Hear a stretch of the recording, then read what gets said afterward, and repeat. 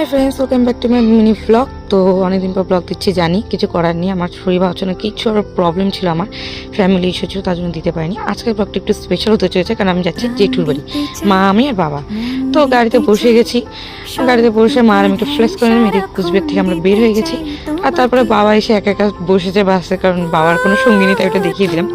আর এই সাইডে ছিল আমার দিদির মানে শ্বশুর বাড়ি যাওয়ার রাস্তা, ওটাও দেখে দিলাম। আর এদিকে আমলকি যে দেখলাম, আমলকি ছাড়া আমার কোনো জার্নি পূর্ণ হয় না, কারণ আমলকি ছাড়া আমার কোনো জার্নি হবেই না। আর এদিকে দেখতে দেখতে দুপুরে চলে এসেছি। দুপুরের থেকে আমার জেঠুর বাড়ি বেশি দূরে, এটা জল ঢাকা ব্রিজ, এটা পার করলে আমার জেঠুর বাড়ি। তো আমরা পৌঁছে গেছি, তারপর টোটোতে বসে গেলাম।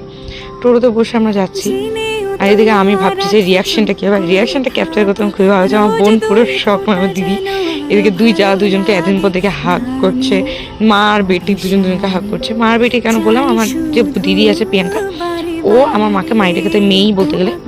আর এদিকে আমি দিদির মানে ওদের বাড়িতে একটা ছাগলের বাচ্চা দিয়েছে, বেশি দিন হয়নি, তাই ওকে একটু আদর করে নিলাম। আর এদিকে গিয়ে আমার আরেক বোন মানে আমার কাকুর মেয়ে, সব থেকে ছোটো, ওকে একটু আদর করে নিলাম, হাগ করে নিলাম। ও সারপ্রাইজ যে এসেছি। এদিকে ভিখারি বসেছিল, ভিখারিকে খ্যাপা দিয়েছিলাম যে ভিখারি বসে আছে ভিখারিদের মতো। আর দুই বোন এসেছে, একটু বাইরে খাওয়া দাওয়া হবে না, এনজয়মেন্ট হবে না, এটা হতে পারে না। তো দুই বোন মিলে একটু বাজারে গেছিলাম, বাজারে গিয়ে কিছু কেনার ছিল, নিজেদের খাওয়ারও ছিল, কিছু জিনিস কেনার ছিল, ওগুলো কিনে বাড়ি যাচ্ছিলাম। বাড়ি গেছে যখন খাবারটা নিয়েছি, মা বলছে আমাদের করে আমরা একটু খাই। আমার মাকে বলছে আমরা কেন, তোমাকে কেন দেবো, হ্যাঁ তোমাকে টাকা দিছো, আসো দিছে তো, ওরা বাট এটা বলতে লাগে।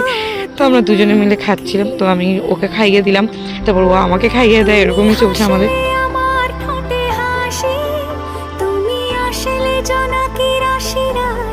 প্রায় জেঠুর বাড়ি গেলাম প্রায় 1-1.5 বছর পর, 1 বছর হবে। দেখা হয়েছিল আমার দিদির বিয়ের টাইমে, বাট এখন অনেকদিন পর। তারপরে যে খাওয়া দাওয়ার পর যে আমরা গল্প নিয়ে বসলাম, মানে দুই বোনে বসা গল্প শেষই নেই।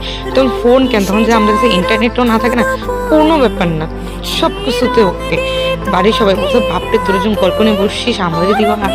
বাট আমরা কোনো দিকে ধ্যানে যে দুই বোন দুজনের দিকে ঢুকে গেছে, গল্পে হাসি ঠাট্টাই আর কি ফাজলামি, এটাই আমাদের চলছে।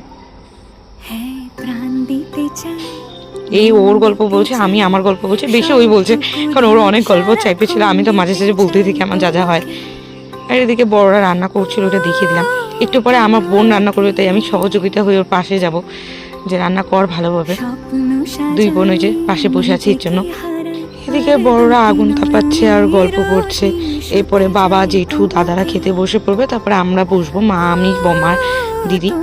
এখন যখনই ওদের বাড়িতে যাই বা আমার বাড়িতে ও আসুক, ওর নিজের হাত থাকে না, তখন ওকে আমার হাত দিয়ে খেতে লাগবে, তাই ওকে আমি খাইয়ে দিলাম। আর আমি বলছি হয়েছে হয়েছে, তোর মুখ আর দেখাতে লাগবে না, অনেক হয়েছে, 7 জনের মুখ তো দেখাতে লাগে না। এদিকে গল্প করছেন। তো আজকে মিলবো এত দূরই, ভালো লাগে like, comment, share, subscribe. Bye bye, next.